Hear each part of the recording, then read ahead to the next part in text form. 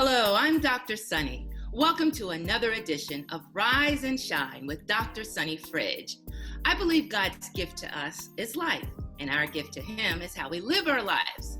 Rise and Shine with Dr. Sunny is an opportunity for me to interview guests who are living their dreams. They share how they've turned their setbacks into comebacks, managed to make their faith bigger than their fear, and live with purpose, passion, and prosperity. My guest today is a great example when it comes to rising and shining. In August, Aaron Beverly won the 2019 World Championship of Public Speaking with Toastmasters International. Now, to achieve this, Erin had to rise above 30,000 participants from 143 countries over 6 months. The championship was held at the Gaylord Rockies Resort and Convention Center near Denver, Colorado, during the Toastmasters International Convention. Welcome, Aaron Beverly. Thank you, Dr. Sunny. Thanks for inviting me. It is a pleasure to have you here. Tell us a little about yourself. Where are you from, and what do you do? Well, I'm from Philadelphia, Pennsylvania. I was born and raised in Philadelphia, raised in a single-parent household with my mother and my sister. And what I currently do, I am a project manager at JP Chase. I've been a project manager for the past 5 years and a member of JP Chase for the past 8 years. You're also a member of Toastmasters International, and if you who are listening or watching have never heard of Toastmasters, it's a nonprofit educational organization that teaches public speaking and leadership skills through a worldwide network of more than 16,000 clubs.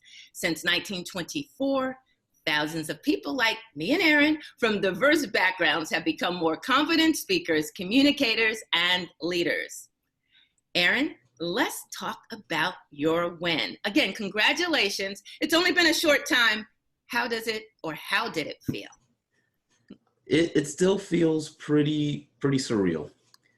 Just the fact that there are so many people who now know who I am is an incredible feeling. And then there's always the people who want to do interviews, like interviewing with Dr. Sunny Fridge. And a part of me thinks like, wow, you want to talk to me? You want to interview me? I'm just Aaron. So there's a little bit of surrealism that I just can't get over at the moment. I can only imagine. I would love to imagine it, however. Now, what was the title of your speech? Tell me a little bit about what it was about. So the title of the speech was called Unbelieving, and it went into detail about my experience at an Indian wedding back in June of 2018, where I attended it for my friend and his fiance who was Indian. My friend is white, and I was amongst white families and Indian families, and I'm the only Black person there. So I feel a little uncomfortable because I feel different. But we go through this wedding ritual that Indian families have, where the groomsmen protect the shoes from the bridesmaids. So to give you some background, in the culture, when the ceremony happens, the groom takes off his shoes for the ceremony. And it's a game that the bridesmaids play where they try to steal the shoes. The groomsmen have to protect them from the bridesmaids. And if they win, they hold the shoes ransom for the groom to buy them back. And this is a game that is really meant for the families to get to know each other better. But it helped me realize that I was a part of this ritual. They embraced me like I was family too. Now, I'm just telling you the much condensed version. The full version is a lot more colorful and a lot more humorous and a lot more crazy. So I would definitely suggest watching that on YouTube if you have the time. It is definitely a great story that many people ask me, did that really happen? Yes, it really happened. Wonderful. And we are going to take a look at some of the snippets of your speech as we go along. Now, let's talk more about your journey to the World Championship. When you gave your acceptance speech, the first person that you thanked was your mom. Let's watch and listen to what she had to say. We saw you. We were sitting behind you, and when your son won, How did it feel? It felt unreal. It was like no other feeling. I really wanted to do a holy dance because I wanted to shout. That's why I jumped up so fast. But it was amazing. I wanted to laugh. I wanted to cry. I can't. There are no words that can explain the feeling. What do you think this means for him? It just means that it's a new chapter in his life. He's going to be on a different, somebody said, a different trajectory, and I like that because it's a new opening. It's going to open all kinds of doors for him and all kinds of opportunities. So, and he's a young man, so it's going to be really great for him. Life-changing, life-altering. You said that occasionally he has used you in his stories. Most of his stories, I'm a guest star. But the day was one of the first that I've heard that I'm not mentioned at all. So it was amazing. Maybe that's why he won. Erin, how has your mom inspired you during your journey to the championship? Well, my mom's inspiration started well before I ever joined Toastmasters. It was her who first got me to start speaking in front of an audience. And as most would know, when it comes to a mother, she can be very persuasive. And sometimes the choices are not a choice at all. It was a dictatorship rather than a democracy, but it really helped me to get familiar with public speaking before I ever stepped on a Toastmaster stage. But she's always been very supportive of me. As you heard in that clip, she made in most of my speeches. And it just goes to show you just how much of an impact that she had on my life. She is one of the people that I revere most in the world, and for great reason. She is a fantastic human being. You also thanked your coach. Tell us who he is. You may have had several over the years, but the person that you thanked during your acceptance speech, tell us about his impact on helping you to craft your speech or just become a better speaker. So his name is Dilip Abesekara. He is from Sri Lanka originally, but he just so happened to be a faculty member at my college. And normally that's not such a big deal. We have a lot of people who are faculty members and members of Toastmasters International. But what was different for him is that he was the 2000 of Toastmasters International. He was the president of the entire organization. And it was fate that he was a faculty member at the same college where I attended. He was the one who told me about Toastmasters. He was the one who told me about how to speak, how to speech, how to build the foundations of a story and the structure of a story. And he was my first speech coach that took me from getting out in the second round of the Toastmasters International Speech Contest. And in 1 year, he took me to the semifinals of the International Speech. After 2013, when he coached me, I've been running with his lessons and his fundamentals ever since. So he's the only person that I will credit as my actual coach and mentor. I haven't been coached by anybody since, but I didn't need to because I had a great one to start with. Boom. I love it. And I watched at the Toastmasters International Convention when you won, and then I also read articles, and one of the articles had a comment from Tate, who is the 2000 world champion of public speaking.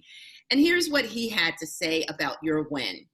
Aaron Beverly's speech was brilliant and had all the elements of a spy movie. It included setups and payoffs and had the following elements: espionage, intrigue, danger, drama, and deception. I just love that. And I just want to commend you on how you just had such an entertaining and suspenseful speech. Yes, thank you very, very much. It's something that I wanted to incorporate because the topic itself dealt with race, which can be a touchy subject. And with that, I wanted to make sure that it was colorful and that it was entertaining so that you don't necessarily concentrate on the concept of race, even though that is the main message. The fun of it, I wanted to come out more than the heaviness of it. Then the ominous smiler pounces. She starts pulling my arm. Sunit joins her. 2 versus 1. They pull, I pull, but I hold firm. The other bridesmaids run over. 5 versus 1. They pull, I pull, but I hold firm. The other groomsmen run over. I think, yes, the cavalry has arrived. But they joined the bridesmaids. 8 versus 1. They pull, I pull, but I hold firm because when I have a mission, I take it very seriously. They said, Aaron, just give us the shoes. I said, never! Now, you know, another element that I believe you had, what we call in Toastmasters, is the wow factor. I love what communications expert Nancy Duarte has said, and she says, personal stories are the emotional glue that connect your audience with your message. And you wowed the crowd of Toastmasters members from around the world. Tell me more about your message that you wanted to leave the audience with. The main message that I wanted to leave the audience with was acceptance despite difference. Again, I was traveling to India. I was there amongst white and Indian families, and I felt different. At times I felt uncomfortable, but it wasn't because of them. And that's what I learned, that these people, both sides of these families, are accepting me not because I look like them, but they're accepting me just as a person. So even though we have differences, we can still accept one another. We experience so much divisiveness nowadays that acceptance despite difference seems unbelievable. But there are people who still believe in it. Do you? Open your culture, your mind, your heart to people who are different from you. Show the world that acceptance, despite difference, is not an unbelievable story. This is your mission. Take it very seriously. Contest chair.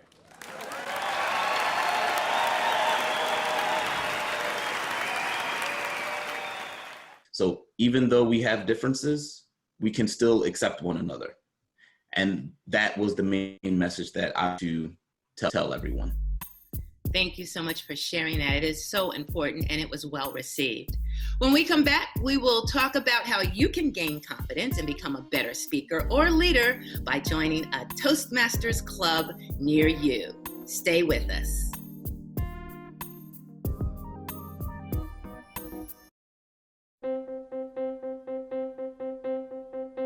Name an effective political leader in history who couldn't speak well. Mr. Gorbachev, tear down this wall.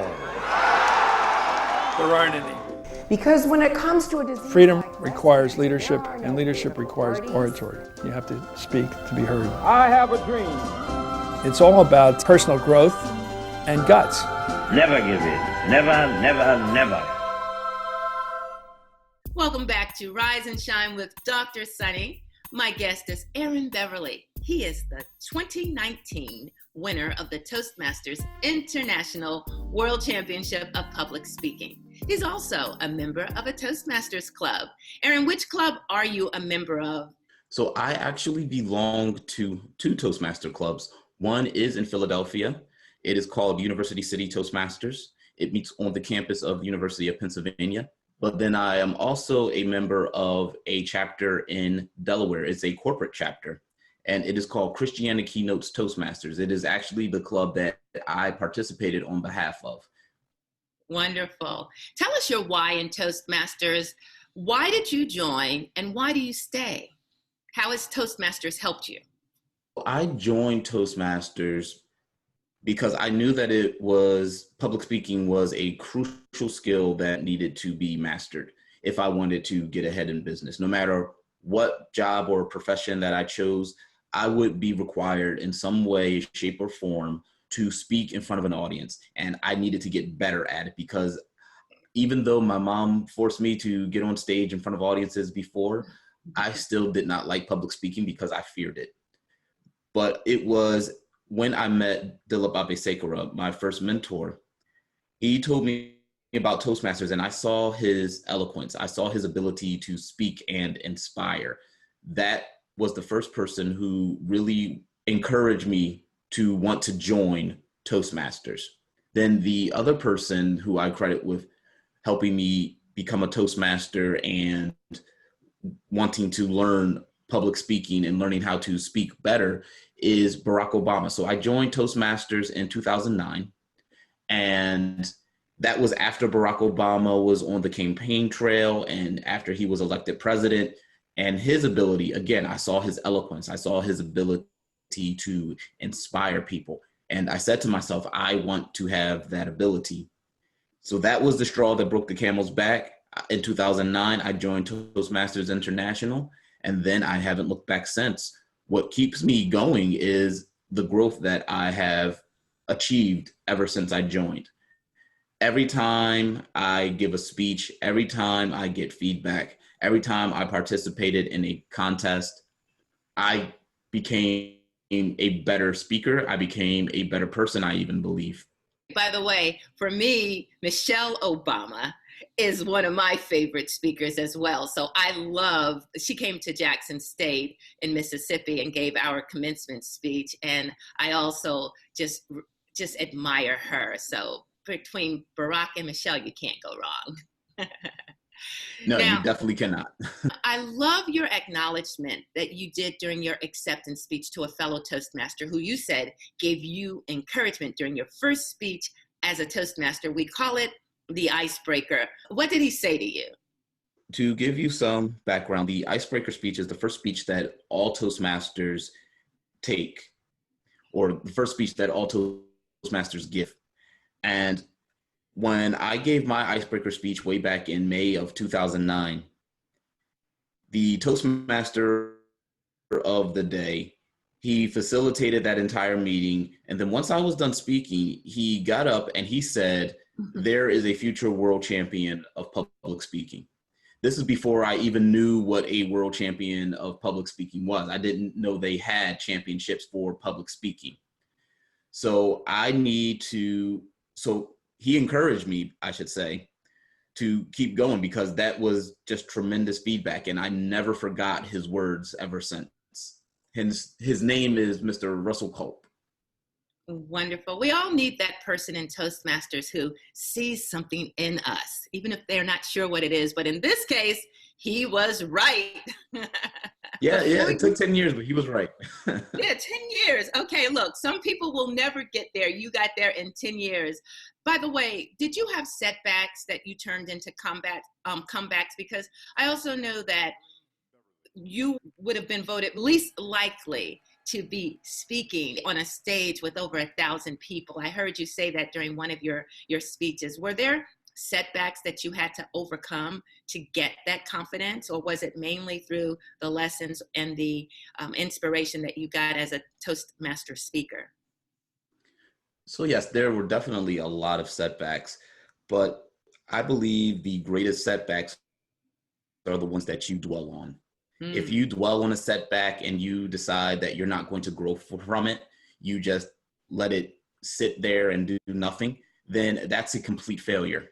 So a lot of people would see my setback in 2016. In 2016, I placed second in the World Championship of Public Speaking. And I believe that a lot of that was because of my mindset at the time. I was worried about the judging. I was worried about messing up.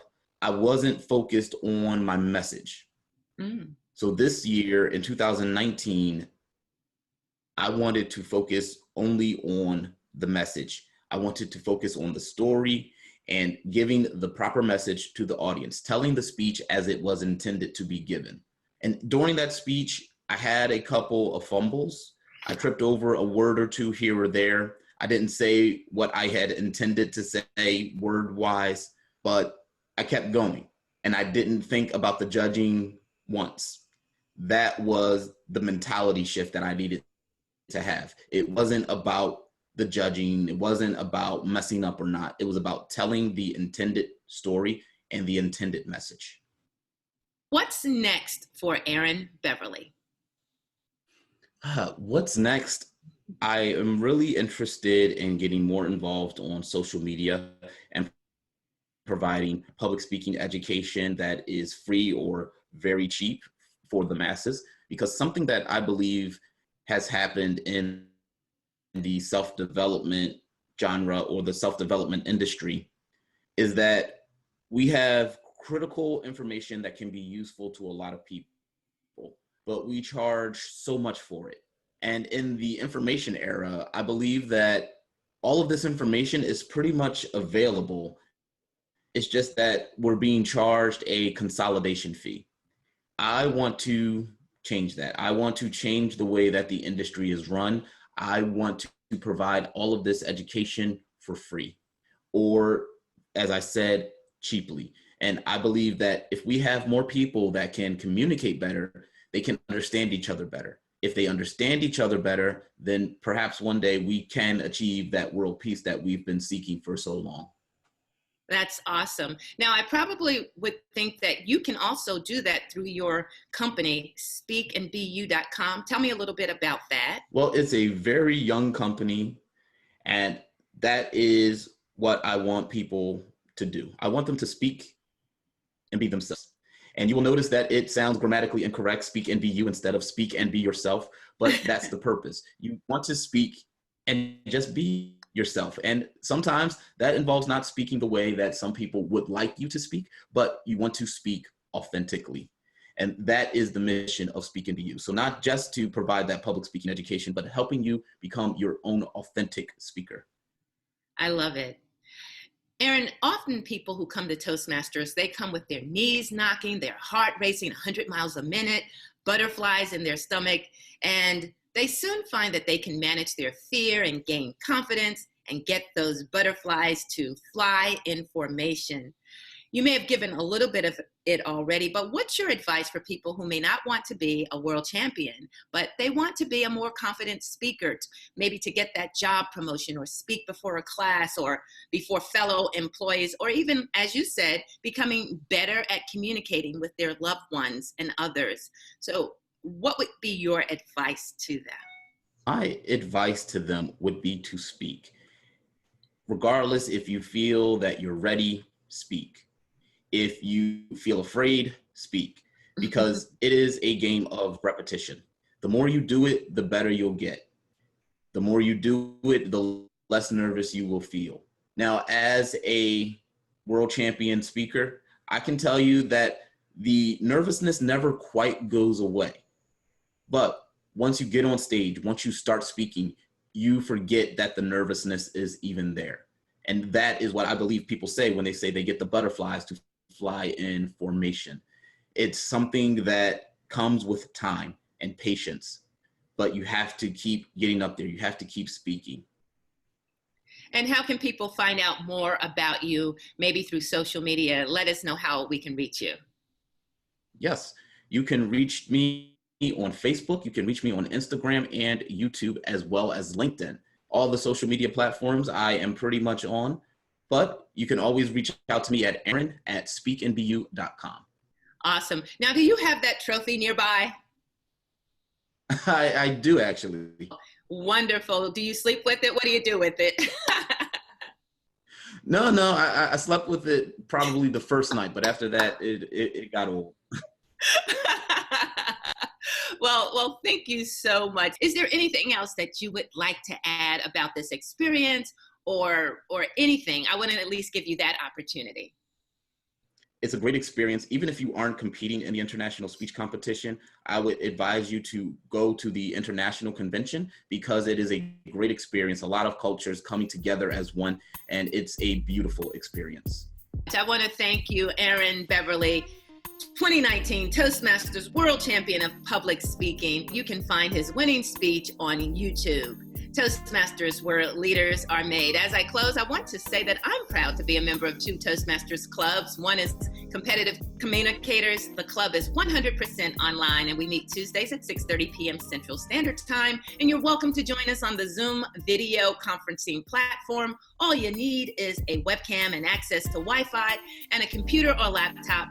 tablet, or smartphone. I'm also a member and service president of Central Mississippi Advanced Toastmasters. So if you are in the Jackson metro area, we welcome you to join us at the Mississippi E-Center at JSU on Raymond Road. We meet first and third Mondays and also offer online attendance, which means you can join us from the comfort of your home, office, or even your car. Guests are always welcome. For more information, you can find me at sunnyfridge.com or listen anytime on one of the WYTV7 podcasts.